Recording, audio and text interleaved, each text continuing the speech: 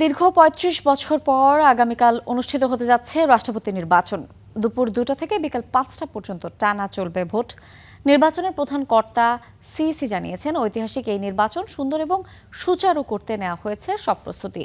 ভোটের ফল ঘোষণার পর বৃহস্পতিবারই আসবে প্রজ্ঞাপন, আর নতুন রাষ্ট্রপতির শপথ শুক্রবার সন্ধ্যায়।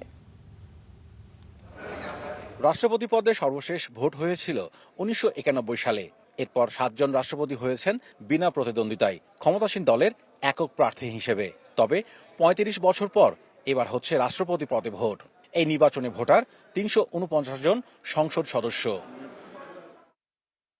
রাষ্ট্রপতি নির্বাচনে ক্ষমতাসীন দল বিএনপির প্রার্থী মির্জা ফখরুল ইসলাম আলমগীর, জামাত নেতৃত্বাধীন ১১ দলীয় ঐক্য প্রার্থী অলি আহমদ। বৃহস্পতিবার প্রতিদ্বন্দ্বিতা হবে এই দুইজনের মধ্যে।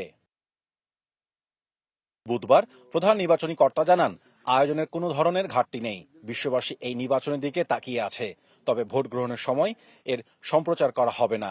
প্রচার তো ওই যে ভোটের দিন ওখানে ওই যে ইন দ্য হাউস ওখানে প্রচার করতে হবে।